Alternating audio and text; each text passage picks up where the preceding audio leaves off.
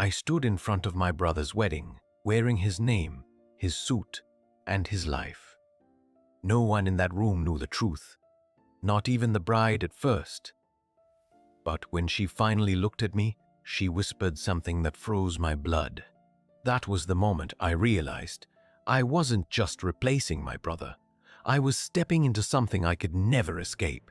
Welcome to life revenge, where every secret has a price and every choice comes back for you. I still remember that night like it happened yesterday, even though a part of me wishes I could erase it completely. I was standing in front of a mirror, wearing a suit that didn't belong to me, trying to breathe normally while my hands wouldn't stop shaking. The room felt too small, like the walls were closing in on me with every second that passed.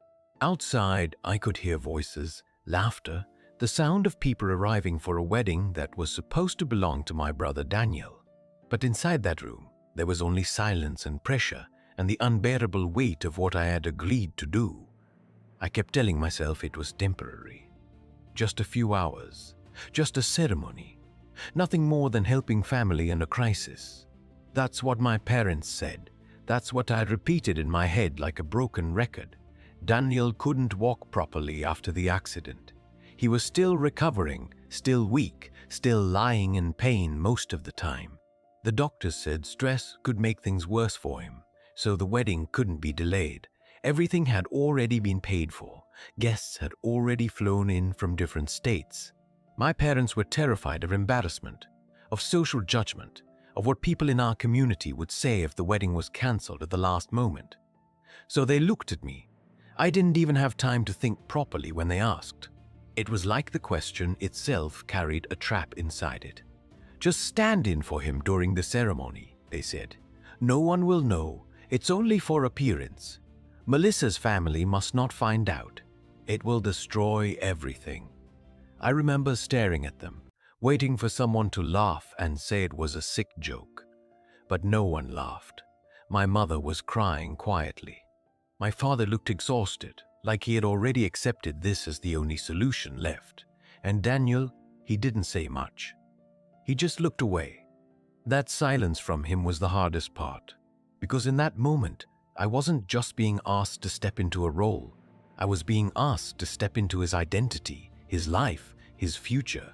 And for a few seconds, I actually thought I could say no. I thought I could walk away and not be part of it. But then I thought about everything falling apart. The wedding being ruined, the shame, the headlines in family groups, the disappointment. And somehow, against every logical part of my mind, I nodded. That single nod changed everything. They started preparing me immediately, like there was no time to reconsider. Daniel's suit was brought out. His shoes were polished. Someone even tried to show me how he usually stands, how he smiles, how he greets people. It felt ridiculous at first, like I was preparing for a role in a play I never auditioned for. But the more I stood there, the more I realized nobody was treating it like a joke. This was serious, dead serious. I kept looking at my reflection, trying to recognize myself, but all I could see was someone else slowly replacing me. The suit fit, but it didn't feel right. The collar felt tight around my neck, like it was reminding me that I didn't belong in it. Every time I adjusted it, I felt like I was adjusting into someone I wasn't supposed to become. Then I heard the first sound of guests arriving outside. That's when my stomach dropped, because reality finally hit me fully. This wasn't preparation anymore. This was happening. I walked toward the hallway slowly, each step heavier than the last. I could hear music starting in the background, soft wedding music playing through speakers. People were talking, laughing, taking seats. Everything felt normal to them, beautiful even. But for me, it felt like I was walking into a situation I would never be able to undo, and then I saw her for the first time that day. Melissa. She was standing across the hall, getting ready to walk in. She was dressed like a bride should be, calm, composed, almost glowing under the lights. But what hit me wasn't her appearance. It was her eyes. The moment they landed on me, something strange happened. She didn't look surprised. She didn't look confused like someone who was about to marry the wrong person. Instead, her expression changed slightly, like she had been waiting for something and had finally confirmed it. That moment confused me deeply, but I couldn't stop moving forward. There was no escape now. I remember standing behind the doors waiting for the ceremony to begin, hearing the music get louder, hearing footsteps, hearing people settling down. My heart was beating so fast I could feel it in my ears. My palms were cold, almost numb. I kept telling myself again and again that it would be over soon. Just smile. Just stand there. Just don't make any mistake. But then something unexpected happened. Right before the doors opened, I turned slightly and looked at Melissa again from a distance, and for a split second, she looked directly at me. Not at Daniel's name, not at the situation, but at me. It was the kind of look that didn't belong in a normal wedding. It wasn't excitement, it wasn't nervousness, it was awareness, like she already knew something that I hadn't even admitted to myself yet. That's when a strange thought entered my mind for the first time. What if she knows? What if this isn't as hidden as I think it is? But before I could process it properly, the doors started opening, and the music swelled, and every thought in my head got swallowed by the moment I had been trying to avoid from the beginning, and I found myself stepping forward into a life that wasn't mine, feeling like every eye in the room was watching something far more complicated than they could possibly understand. My life didn't start with drama or struggle the way people assume when they hear stories like this. I was just a normal guy living in Texas, trying to keep my head down and not cause problems. I worked a simple job, nothing impressive, nothing people would brag about. I wasn't the kind of person who got attention in a room. If anything, I was the one people forgot was even there after a while. That had been my role in my family for as long as I could remember. My older brother Daniel was the successful one, the confident one, the one who made my parents proud without even trying. I was always compared to him, even when no one said it directly. It was just understood in the way people looked at us differently, spoke to us differently, expected different things from us. Daniel had everything lined up perfectly. Good career, stable income, respect in the family, and now a marriage with Melissa. Everyone said he had made it. And I guess I believed that too, in a quiet way, like it was something I could never reach. I didn't resent him at first. He was my brother. I respected him. But there was always that silent distance between us. Like we lived in two different worlds even under the same roof. He was the one people talked about. I was the one who listened. When Melissa came into the picture, everything around Daniel became even brighter. She was kind, elegant, and well-liked by everyone who met her. She didn't come from our city originally, which made her even more interesting to people in our family circle. There was excitement every time her name was mentioned. She was treated like the perfect addition to an already perfect life, and I stayed in the background of it all, helping with small tasks, carrying things, fixing small issues, showing up when needed, but never really being noticed. That's how I ended up involved in their wedding preparations in the first place. At first it was harmless. Picking up decorations, helping arrange venues, running small errands when Daniel was busy. I didn't think much of it. It felt normal, like family helping family. I never imagined it would turn into something that would completely change the direction of my life. But everything shifted after Daniel's accident. One moment he was preparing for his wedding like nothing could go wrong, and the next moment he was lying in a hospital bed, unable to walk properly. The shock hit everyone hard. My parents were devastated, but their worry quickly turned into panic about the wedding. It was already fully planned. Deposits were paid. Guests were confirmed. Canceling it wasn't something they were emotionally prepared for, especially in our extended family culture where appearances and reputation mattered deeply. I remember the conversations clearly, even though I wish I didn't. They weren't loud arguments. They were quiet discussions in corners of the house, whispered voices filled with stress and urgency. The idea kept coming back again and again until it stopped sounding like an idea and started sounding like a solution. That was the dangerous part. The more it was repeated, the more normal it began to feel. Then one evening, they called me into the room. I could feel it immediately, even before they spoke, that this wasn't going to be a normal conversation. My mother wouldn't look directly at me. My father kept rubbing his forehead like he was trying to push away a headache that wouldn't go away. Daniel was there too, sitting quietly, his expression tired and distant. And then they said it. They wanted me to take his place at the wedding ceremony. At first, I didn't understand what I was hearing.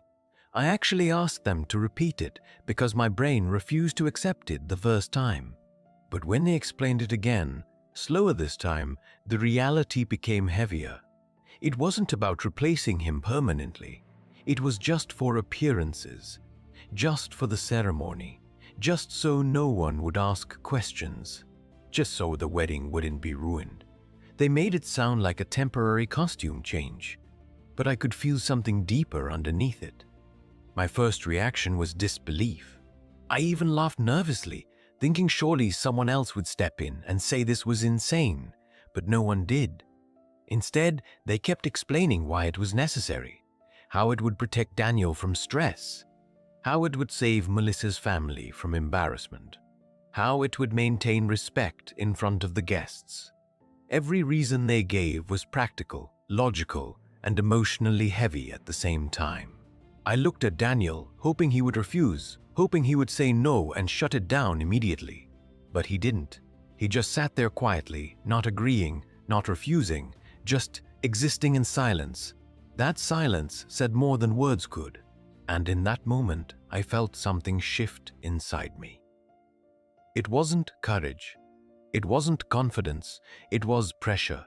Pressure from expectation, from family duty, from the fear of being the one who breaks everything. I wasn't thinking about what I wanted. I was thinking about what would happen if I said no. The disappointment, the chaos, the blame. So when they asked me again, I didn't argue. I said yes, even though a part of me knew I shouldn't, even though I had no idea what I was stepping into. After I agreed, I thought the worst part was already behind me, but I quickly realized I was wrong in a way that kept getting heavier with every passing hour. The moment I said yes, everything around me started changing shape, like reality itself was adjusting to a decision I didn't fully understand. People stopped asking questions and started giving instructions. It was no longer a discussion. It became preparation. The house turned into a quiet kind of chaos. Not loud panic, but controlled urgency. My mother was constantly moving between rooms, checking details, making sure nothing looked out of place. My father was on the phone most of the time, handling guests, arrangements, and explanations that sounded rehearsed. Daniel was mostly in his room, recovering. But even when he came out, there was a strange distance in his eyes, like he was watching something happening to his life without being able to stop it. And me, I was stuck in the middle of it all, wearing a role that felt heavier with every minute. The first time they brought Daniel's wedding suit for me to try on, I felt something uncomfortable I couldn't explain. It wasn't just about clothes. It was about identity. The suit wasn't mine, but I was expected to fit into it perfectly, not just physically, but emotionally, socially, even behaviorally. They started correcting small things about me without saying it directly. The way I stood, the way I smiled, the way I responded to questions.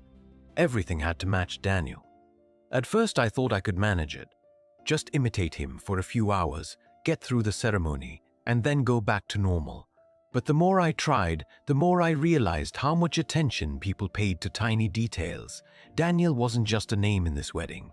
He was a presence everyone expected to feel. And I was trying to recreate that presence without ever really knowing how.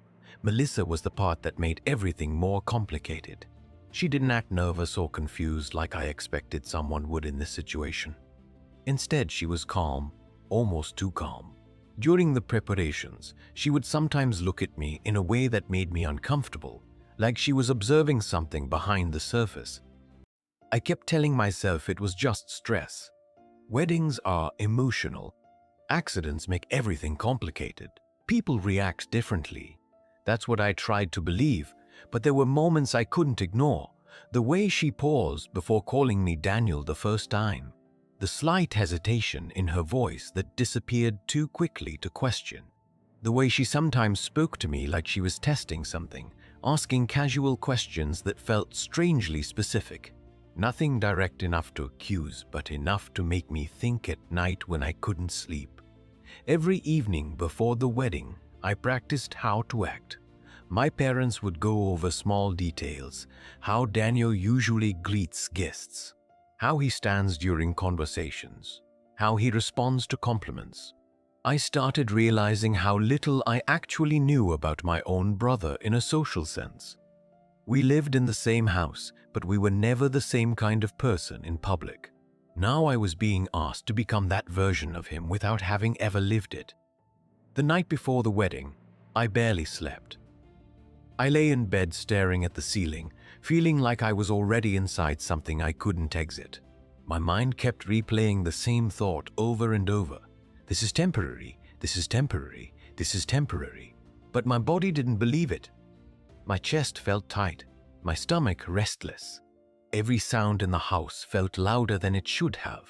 Doors closing, footsteps, muffled voices in other rooms. Everything felt like it was leading toward a moment I couldn't avoid. When the morning came, it didn't feel like a normal day. It felt like stepping into something staged, something already decided without my full understanding. The house was full of movement. Relatives were arriving, cars were being prepared, phones were ringing constantly. I was taken into a separate room where people helped me get ready. Shirt adjusted, jacket straightened, hair checked, shoes polished, every detail refined until I looked less like myself and more like an expectation. That's when I first noticed how strange it felt to see my reflection. It wasn't that I looked different. It was that I didn't feel connected to what I was seeing. The face in the mirror was mine, but the role attached to it wasn't. It was like watching someone else being prepared to walk into a life that already belonged to another person.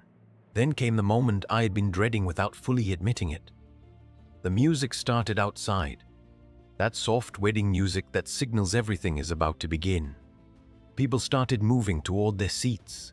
Conversations lowered into whispers. The atmosphere shifted from preparation to execution. I could feel time slowing down in a way that made everything sharper. And then I saw Melissa again, waiting near the entrance, already in her wedding dress.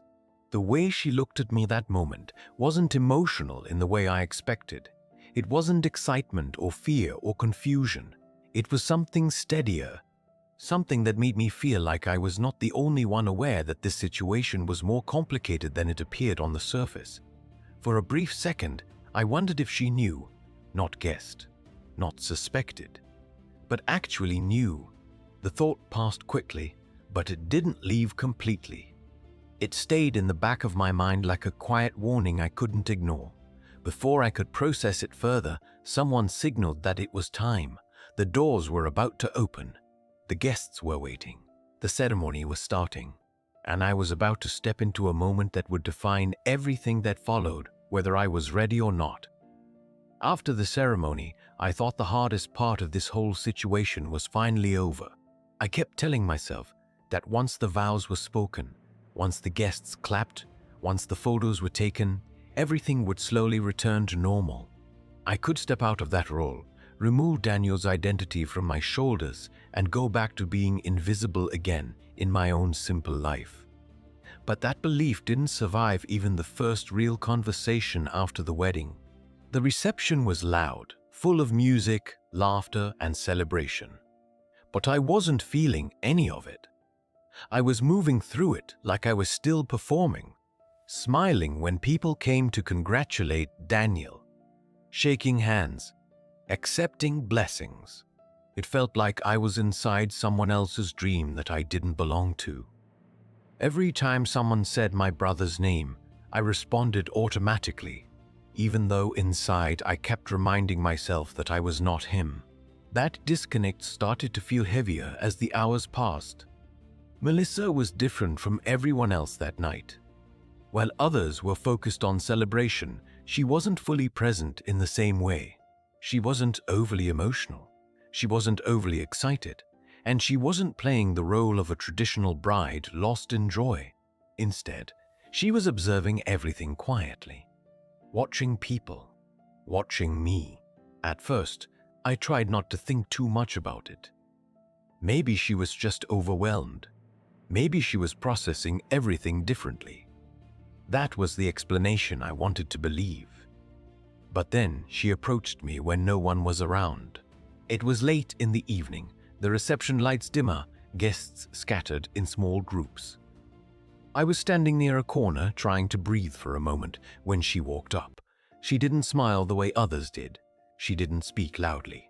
Her voice was calm, almost careful, like she had already decided what she was going to say. "When did you start lying for him?" she asked. The question didn't register properly at first. I actually blinked, thinking I misunderstood her. My instinct was to deny it immediately, to laugh it off, to pretend she was saying something random, but something in her expression stopped me. She wasn't guessing. She wasn't confused. She was observing. I asked her what she meant, trying to sound normal, but my voice didn't feel steady. She tilted her head slightly, like she had been expecting that response. Then she said something that completely changed the way I saw everything. I knew it wasn't Daniel at the altar. Those words didn't hit me like a surprise. They hit me like exposure, like something I had been hiding in darkness had suddenly been placed under a light. My stomach dropped instantly, and for a few seconds I couldn't even respond. She continued without raising her voice, explaining calmly that Daniel never looked at her the way I did during the ceremony. She said it wasn't about appearance. It was about behavior, timing, hesitation, the way someone breathes under pressure. Small details I thought no one would notice. Details I didn't even realize I was revealing. The worst part was that she wasn't angry. She wasn't accusing me. She was simply stating what she had already accepted. That changed everything in my mind. I kept thinking about how long she had known. During the ceremony? Before it? From the beginning. My mind started replaying every interaction, every glance, every moment I thought I was successfully hiding behind Daniel's identity. Suddenly, none of it felt hidden anymore. It felt exposed in a way I couldn't reverse. But what came next confused me even more. She didn't confront me in front of others. She didn't create a scene. She didn't even threaten to expose anything. Instead, she started behaving normally again in public, as if nothing had happened. But privately, she became more direct with me in ways that didn't make sense at first. She would ask me questions about my thoughts, not Daniel's. She would talk to me when no one was listening, not in a romantic way, but in a deeply personal way that felt like she was trying to understand who I really was underneath everything. At first, I thought she was manipulating the situation, trying to trap me into admitting something. But the more I interacted with her, the more I realized she wasn't playing a game. She was analyzing something. And the uncomfortable truth was that I was the subject. Days after the wedding, things between her and Daniel started becoming tense. Not because of me directly, but because of distance. Emotional distance that had probably existed long before the accident, but now it was impossible to ignore. I found myself unintentionally in the middle of conversations that felt too personal, too complicated, too real for me to be part of. Melissa started opening up in ways I didn't expect. About expectations, about pressure, about feeling unseen. And without realizing it, I started responding honestly too, not as Daniel, not as a replacement, but as myself. That was the dangerous shift I didn't notice at first. The more I spoke as myself, the more I stopped performing. And the more I stopped performing, the more everything around me started to change shape. My relationship with Daniel felt heavier, like something unspoken was growing between us. Not hatred, not betrayal exactly, but something unsettled. He started noticing changes too. The way Melissa interacted differently. The way I no longer fit comfortably into the role I had been forced into. The tension didn't explode immediately, but it started building slowly in every conversation, every silence, every glance that lasted too long. And I was stuck in the middle of all of it, realizing that what I thought was a temporary replacement had already become something far more complicated than I ever agreed to step into. I still remember the night everything finally broke open, because it didn't feel like a dramatic explosion at first. It felt quiet, too quiet. The kind of silence that sits in a room right before something irreversible happens. We were all in my parents' house, the same place where this entire mess had started, but now it felt different. Heavier. Like the walls had absorbed every secret, every lie, every unsaid truth. Daniel had found out pieces of everything before this night. Not all at once, but slowly. Questions he couldn't ignore. Gaps in stories. The way Melissa behaved around me. The way I reacted when his name was used during the wedding. At first, he tried to dismiss it. I could see that struggle in him. The struggle of a man trying to protect his own reality from collapsing. But truth has a way of building pressure until it demands to be spoken out loud. That night, he finally asked me directly. No anger in his voice at first. Just confusion mixed with something deeper that I couldn't fully read. He asked me what really happened during the wedding ceremony. Not in general terms, not in vague questions. He wanted the exact truth, every detail, and I knew in that moment that there was no escaping it anymore. My parents were there too. So was Melissa. That alone made the air in the room feel unbearable. I could feel my heartbeat in my throat as I tried to find the right way to explain something that had no clean version. There is no simple way to tell someone you stepped into their identity, even if it was only for a ceremony. No version of that sounds acceptable when spoken out loud. I started slowly. I told them everything. The accident, the pressure, the decision I never fully felt prepared for.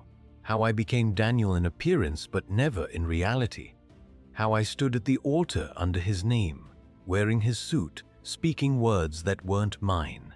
I didn't try to make myself look better in that moment. There was no point. The truth was already heavy enough.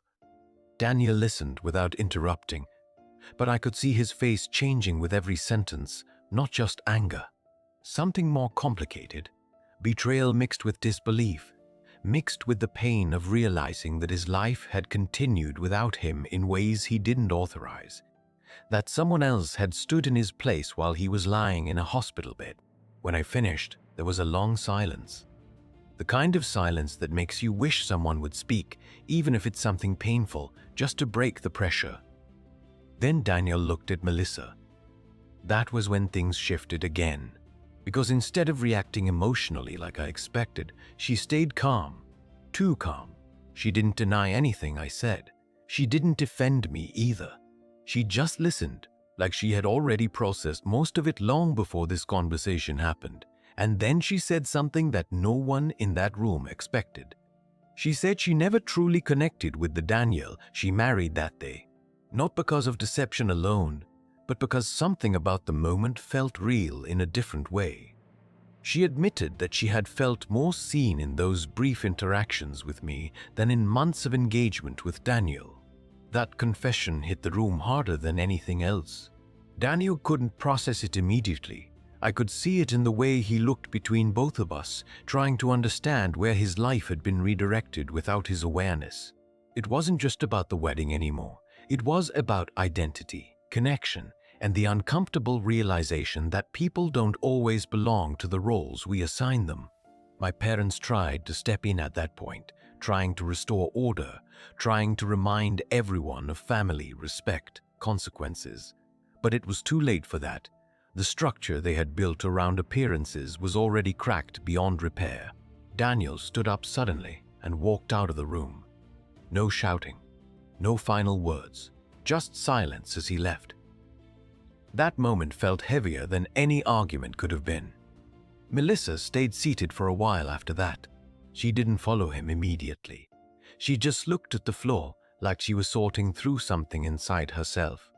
And then she said she couldn't continue living in a situation built on confusion and emotional distance. She didn't say it with anger. She said it with finality. That was the moment everything shifted again. Not toward resolution, not toward clarity, but toward separation. She left the marriage shortly after that night.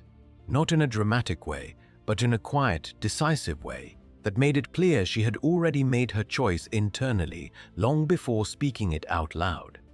Daniel moved out for a while after that. I didn't see him much. When I did, conversations were short, controlled, distant. The bond we had before all of this didn't feel the same anymore. It wasn't completely gone, but it was damaged in ways neither of us knew how to repair quickly. And I was left sitting in the middle of everything that had collapsed around me, realizing something uncomfortable about myself in the process. I didn't just step into someone else's role for a day. I stepped into a situation that revealed parts of every person involved, including me, that none of us were prepared to face directly. Nothing returned to how it was before that night, and even though time continued moving forward, it was clear that something permanent had already changed for all of us.